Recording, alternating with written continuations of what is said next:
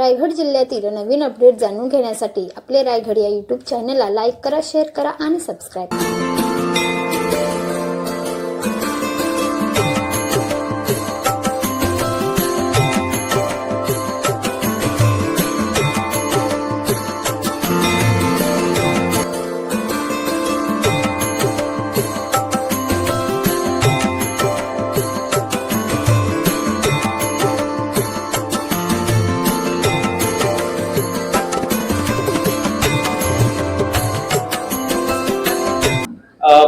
मेरा जो सबसे इम्पोर्टेंट संदेश है जो वाल्व अवेयरनेस वीक आ रहा है कि हमारे देश में हमारे सिटी में हमारे हॉस्पिटल में अभी जो एकदम कटिंग एज टेक्नोलॉजी है, एडवांस टेक्नोलॉजी है, जिसमें ऐसे जो पेशेंट्स हैं जिनके लिए ओपन हार्ट सर्जरी रिस्की है, नहीं करवाना चाहते हैं, बहुत कॉम्प्लेक्स वर्क है और जो सफर कर रहे हैं उनके लिए ऐसी टेक्निक्स जो मिनिमली इन्वेजिव हैं, जहाँ पे कोई चीरफाड़ की जरूरत नहीं है, उस तरह के प्रोसीजर्स आज अवेलेबल हैं।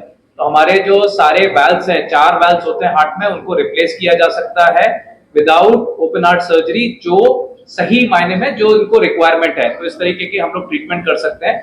उसी तरीके से जो कॉम्प्लेक्स एंजियोप्लास्टीज होती हैं जहां पे ब्लॉकेजेस सीवियर है और बाईपास सर्जरी या फिर एंजियोप्लास्टी बहुत हाई रिस्क है, उसमें एकदम जो अत्याधुनिक तकनीकें हैं जैसे इम्पेलर डिवाइस के बारे में मैंने बताया था, उनको यूज करके ऐसे कॉम्प्लेक्स वर्क को बहुत सेफ्टी और प्रिसीजन के साथ किया जा सकता है। तो मेरा ये संदेश है कि ये सारी टेक्नोलॉजीज अवेलेबल है और इनका लोगों ने यूज करना चाहिए। जीवन अनमोल है, कॉस्ट तो टेक्नोलॉजी के साथ ज्यादा आता है, लेकिन अगर उसके बेनिफिट्स बहुत ज्यादा है तो हमें इन चीजों का फायदा होना चाहिए और अवेयरनेस से ही लोगों को पता चलेगा कि इस तरह की टेक्निक्स अवेलेबल है हमारे देश में। लक्षात काय घ्यायचे की प्रिव्हेन्शन, तर आजार न होणे म्हणून काळजी घेणे, त्याच्यामध्ये तुमची लाईफस्टाईल चांगली ठेवणे, डाएट कंट्रोल ठेवणे, दुसरा आजार आहे की नाही बघण्यासाठी अगोदर टेस्ट करून पाहणे। जे रुटीनली ज्यांचं वय 25च्या वर आहे पुरुषांनी आणि स्त्रियांनी वय ज्यांचं वय 30 पेक्षा जास्त आहे, अशा सर्वांनी at least basic ECG, echo, stress test, lipid profile आणि शुगर लेवल चेक करून घ्यायला पाहिजे। कारण की बरेच आजार टेस्ट केल्याशिवाय समजून येत नाही आणि एकदा जर आजार असेल तर त्याची ट्रीटमेंट करून घेणे। आणि आता पूर्वीसारखं नाही की मला सर्जरीच करा, आजकाल असं आहे की चारीच्या चारी वॉल आम्ही बदलू शकतो। कसल्याही कॉम्प्लेक्स बायपास असेल ज्यांना बायपास नको आहे, कसल्या प्रकारचे अँजिओप्लास्टी आम्ही करू शकतो। कॅल्शियम पूर्वी असं म्हणजे कॅल्शियम असेल तर बायपासच करावं लागायचं किंवा लेफ्ट मेन आर्टरी असेल तर बायपासच लागायचं, त्या गोष्टी आम्ही आजकाल अँजिओप्लास्टीनं करू शकतो। बऱ्याच वेळेस आम्ही हायब्रिड टेक्निक वापरून मोठ्या मोठ्या जे एओर्टा म्हणून जे मोठे धमनी असते त्याच्यामध्ये पण आम्ही स्टेंट टाकून ओपन करू शकतो। लहान मुलांचं त्याचं पण एक्सपेक्टेशन, आता पेसमेकर सांगितलं त्याला पण सर्जरीच गरज आहे। त्याच्यामुळे जे काही सर्जन करू शकतात, जे काही सर्जरी करू शकतात, त्याच गोष्टी आपण विदाउट सर्जरी सध्या करू शकतो विथ प्रिसिजन आणि with clear cut and better result. या गोष्टी आमचा मेसेज द्यायचा। नई नई चीजें आ रही हैं, आप देख रहे हैं न्यू कार्स आ रही हैं, न्यू इन्वेंशंस हो रहे हैं हर जगह। उसी तरह से कार्डियोलॉजी में भी नई नई चीजें हो रही हैं और as a responsible and senior cardiologist working in Apollo Hospital, we all have a responsibility to bring those new things into this place. तो अभी हमारे ये जो नई चीजें आ रही हैं इसका यूटिलाइजेशन बहुत सारे कंट्रीज के लोग कर रहे हैं। तो हमारे पास बहुत सारे फॉरेन पेशेंट्स भी हैं जिनको ये पता चल रहा है कि हम लोग ये कर रहे हैं, कीनिया से, नायरोबी से, मॉरिशस से। तो हम ये चाहते हैं कि लोकल जनता को भी पता चले कि जो प्रोसीजर्स पहले सोच भी नहीं सकते थे वो बहुत फ्रीक्वेंटली हमारे यहाँ पर हो रहे हैं और सक्सेसफुल हो रहे हैं। तो इससे फायदा ये हो रहा है कि हमारी लोकल जनता को भी इसके बारे में पता चल रहा है और most of the insurance company इसको कवर कर रही है। जैसे मैंने आपको पेसमेकर के बारे में बताया, वो पेसमेकर की इंश्योरेंस ने पूरा कवर किया। जब हम उनको जेन्युइन रीजंस देते हैं कि किस वजह से ये कॉस्टली पेसमेकर लगाया जा रहा है, तो उसके अप्रूवल्स आते हैं। तो लोगों को ये पता चलना चाहिए कि ये दुनिया में ये चीजें हैं और ये चीजें अपोलो हॉस्पिटल नवी मुंबई में बहुत इजीली अवेलेबल हैं with the best possible rates and best possible technologies. क्या खर्चा है एक्चुअल में इस चीज को करवाने? जैसे हम लोगों ने मल्टीपल प्रोसीजर्स आपको बताए, तो मल्टीपल प्रोसीजर्स जो बताए हमने सबके अलग अलग खर्चे हैं, बट जो भी हाई ग्रेड चीजें हैं वो इंडिया में बनती नहीं है। कुछ जैसे मैंने जो आपको पेसमेकर बताया वो विदेश से आता है, एबॉट कंपनी का पेसमेकर है। तो नॉर्मल पेसमेकर अगर 4.5-5 लाख का पड़ता है तो ये तकरीबन 11 लाख का पेसमेकर है और लगाने का खर्चा एक दो लाख रुपए होगा, तो 13.5-14 लाख में ये प्रोसीजर हो जाता है।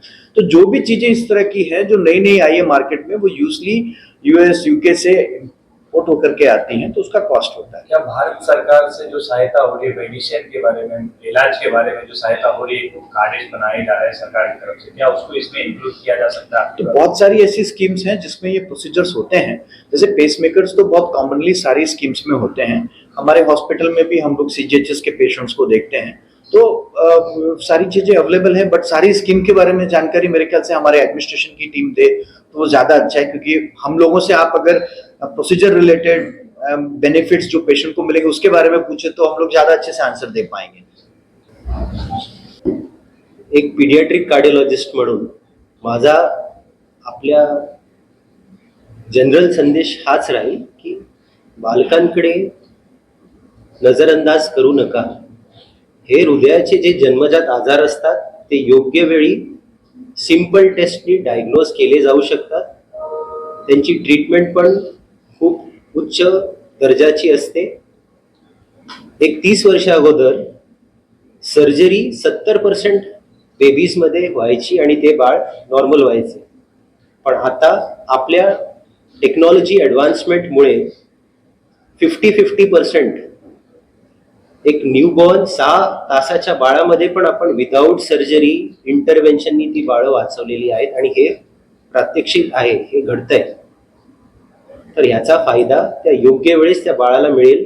त्यांचा एका ट्रीटमेंटमध्ये पूर्ण आयुष्य नॉर्मल होत आहे, पण ती वेळ एकदा निघून गेल्यानंतर जे कॉम्प्लिकेशन्स घडतात मग तेवढं सोपं ते राहत नाही। सो एक simple point, right diagnosis at the right time, simple test like echo for whoever needs it at the right time, and we are there to help you out. Thank you very much. Okay. तो simple चीज है कि किसी को breathlessness हो रहा है, जब भी एक फर्स्ट फ्लोर स्टेयरकेस हमको सबको चलने आता है और किसी को एक फ्लाइट ऑफ स्टेयरकेस चढ़ने के बाद दम लगता है, किसी को छाती में धड़धड़ लगता है, छाती में दर्द होता है, ऐसा कुछ रहता है, ऐसे लोगों ने हॉस्पिटल में अपने डॉक्टर को दिखाना है। उसके बाद हम ऐसे पेशेंट का ईसीजी, इको, स्ट्रेस टेस्ट और वोल्टर अलग अलग टेस्ट करते हैं। इसमें फिर हमें समझ में आ जाती है कि इनका क्या प्रॉब्लम है।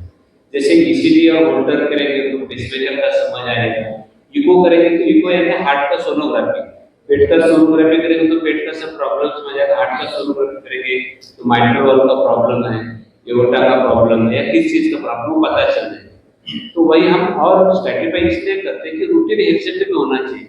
काफी डिसीजेस ऐसे रहते हैं कि लोगों को समझ में नहीं आता है कि उनको बचपन से प्रॉब्लम है, उन्हें कभी दिखाया नहीं, और वो पेशेंट हेल्थ चेकअप करेंगे, उसमें ईसीजी करेंगे, इको करेंगे तो वो समझ में आ जाता है। तो we can treat the patient before patient develop symptom also. इस हिसाब से ऐसे करेंगे तो प्रोटेक्शन पेशेंट के लिए लॉन्ग टर्म बेनिफिट बहुत ज्यादा हो जाता है। काफी बार होता है कि पेशेंट को सिम्टम लेट आते हैं, तब तक डिसीज बर्नआउट हो जाता है, बाद में ट्रीटमेंट करके फायदा नहीं है। स्टेज 4 कैंसर का पेशेंट है तो फायदा नहीं होता है, we have to detect before home. जो भी ये डिसीजेस हैं, स्पेशली हार्ट डिसीजेस हैं, चाहे ब्लड प्रेशर हो, डायबिटीज हो, कोलेस्ट्रॉल हो, इनके खुद के सिम्टम्स नहीं होते। इसीलिए जो अभी बाकी डॉक्टर्स ने बोला, सर ने बोला कि जब तक हम लोग प्रोएक्टिवली अपना चेकअप नहीं करेंगे हमको पता नहीं चलेगा कि हमारे शरीर के अंदर है।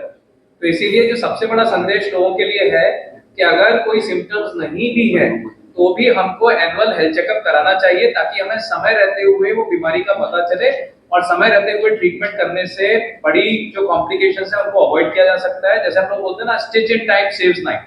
समय पे पूरा चादर फटने से पहले अगर हम उस पर टाका लगा दें तो पड़ेगा नहीं। तो इसलिए प्रिवेंटिव हेल्थ चेकअप, स्पेशली जो प्रो हेल्थ है, जैसे अपोलो का जो है, जो उनका प्रिवेंटिव हेल्थ चेकअप है उसकी भी क्वालिटीज होती हैं। तो जो एक्सटेंसिव स्टडी करके डिटेल्ड में आगे हार्ट अटैक का रिस्क कितना है, अगले 30 दिनों में क्या रिस्क है, अगले 1 साल में क्या रिस्क है, ये सारे रिस्क हम लोग आइडेंटिफाई करने की क्षमता रखते हैं आज के समय में विद आर्टिफिशियल इंटेलिजेंस एंड जो हमारे पास इतना सारा डेटा है लाखों करोड़ों पेशेंट्स का, उसके बेसिस पे हम लोग प्रिडिक्ट कर सकते हैं। ये प्रिडिक्टिव टूल्स होते हैं, तो इनका यूज करना चाहिए लोगों ने। Coming back to cost, आपल्याकडे बऱ्याच प्रमाणात सगळ्याच गव्हर्नमेंटच्या पॉलिसी आहेत किंवा इन्शुरन्सची प्रायव्हेट इन्शुरन्स आहे, या सगळ्या स्कीम आहेत, त्या व्यतिरिक्त तुम्ही जे म्हणताय स्टेट गव्हर्नमेंटच्या स्कीम आता बऱ्याच प्रमाणात आपण ज्या पद्धतीने हॉस्पिटल चालवतो त्याच्यामध्ये ह्या गोष्टी लिमिटेशन्स असतात, पण काही जे डिफिकल्ट पेशंट असतात त्याच्यामध्ये पीडियाट्रिक असेल किंवा बाकीच्या स्पेशालिटीमध्ये असेल त्याच्यामध्ये आपण फायनान्शियल फंडिंगसाठी हेल्प करतो. जसं डॉक्टर भूषण चव्हाण साहेब काही पेशंट असतील, जसं आपल्याला महेश पण म्हटलं की गरीब पेशंट त्याच्यामध्ये आपण त्याला जास्तीत जास्त हेल्प चॅरिटेबल सोर्स म्हणून फंड रेझिंग पद्धतीने करतो. त्याच्यामध्ये क्राऊड फंडिंग असेल किंवा सेम आपण कार्यक्रम काही फंडिंग असेल किंवा चॅरिटेबल ट्रस्ट काही असेल त्या पद्धतीने. अभी तक हम लोग जो पेसमेकर लगाते थे तो ये पेसमेकर लगाए। पेसमेकर की जरूरत क्यों पड़ती है हमें? पेसमेकर की जरूरत इसलिए पड़ती है, हार्ट रेट अगर जिसका कम हो जाता है, हार्ट का काम होता है ब्लड सप्लाई करना सारे ऑर्गन्स को, मगज को, ब्रेन को, किडनी को। अगर उम्र के अनुसार वो हार्ट रेट कम हो जाता है तो ब्रेन वगैरह को ब्लड सप्लाई मिलना कम हो जाता है, तो पेशेंट गिरने लग जाता है, उसको चक्कर आएंगे, गिर जाएगा वो। तो ऐसे कंडीशन में हम लोग पेसमेकर लगाते हैं। तो अभी तक ये पेसमेकर लगता है, अभी तक मतलब हम अभी भी लगा रहे हैं ये पेसमेकर, लेकिन ये पेसमेकर प्रेफर्ड है। अब इसके साथ प्रॉब्लम्स क्या है? इसको लगाने के लिए हमको ऐसे टांका लगाना पड़ेगा। ये कहां पर होता है? चेस्ट में। अब मान लो किसी पेशेंट को ब्लड थिनर चल रहा है, खून पतला करने की दवा, आप ऐसा काट करके पेसमेकर डालोगे तो उसको ब्लीडिंग होने लगेगी। मान लो कोई पेसमेकर, कोई पेशेंट बहुत बुढ़ा है, बहुत इमैसिएटेड है, उसमें ये पेसमेकर लगाओ तो इन्फेक्शन होने का डर है। तो ये सारी चीजें पॉसिबल होती हैं। अभी मान लो कोई यंग लेडी है, उसको पेसमेकर की जरूरत है, उसके चेस्ट पे ऐसा इंसिशन पड़ जाएगा तो कॉस्मेटिकली कितना खराब लगेगा। तो ऐसे कंडीशंस में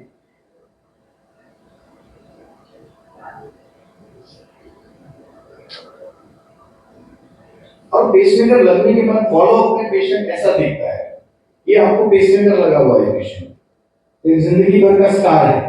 यंग पेशेंट्स में 40, 50, 60 साल तक ये अच्छा है, कोई प्रॉब्लम नहीं है, लेकिन ओल्ड एज में उन लोगों को जिसको पेसमेकर लगा नहीं सकते, ब्लीडिंग रिस्क की वजह से ब्लड थिनर्स चल रहे हैं, उसमें प्रॉब्लम होती है। तो रूटीन पेसमेकर में क्या है, एक पेसमेकर होता है, उसमें से ये वायर गया हुआ है, आप देखो ये पेसमेकर लगा है, ये वायर गया हुआ है और ये हार्ट में जाके यहाँ अटैच, ये रूटीन पेसमेकर है। अभी क्या स्टार्ट हुआ, हम लोगों ने करना स्टार्ट किया है लीडलेस पेसमेकर। अब इस पेसमेकर में कोई तार नहीं है, आपको आधा घंटा लगता है लगाने में, पेशेंट को अगले दिन छुट्टी हो जाती है, कोई इन्फेक्शन का रिस्क नहीं है, पेशेंट घर जा सकता है नेक्स्ट डे, कोई ड्रेसिंग कराने की जरूरत नहीं है, कोई एंटीबायोटिक देने की जरूरत नहीं है, और पेशेंट है कितना भी ब्लड थिनर ले रहा हो, आपको ये सोचने की जरूरत नहीं है कि ब्लीडिंग होगी। छोटा सा पेसमेकर है, less than the finger, half of the finger size. तो इसको कैसे लगाते हैं हम लोग, इस तरह से हार्ट में लगा रहे हैं, ये पेसमेकर लगा हुआ है।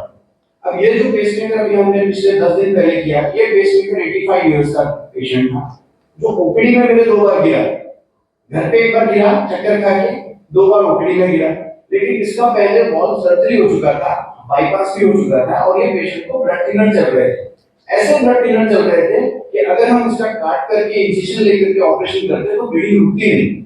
He was an ideal candidate for putting this leadless pacemaker. इसको हमने सक्सेसफुली लगाया पेसमेकर को, अगले दिन पेशेंट डिस्चार्ज हो गया, patient is doing absolutely well, बहुत अच्छा चल रहा है। उनको भी हैरानी हुई कि एक दिन में इतना अच्छा काम कैसे हो गया। So the message is very clear. We have everything possible which is done in the world right now in Apollo Hospital Navi Mumbai. दुनिया में जो भी कुछ हो रहा है वो हमारे पास है फैसिलिटी, हमारे एक्सपर्ट्स अवेलेबल हैं, we are 24 hours available in emergencies and anything possible anywhere in the world is possible in Apollo Hospital. Thank you.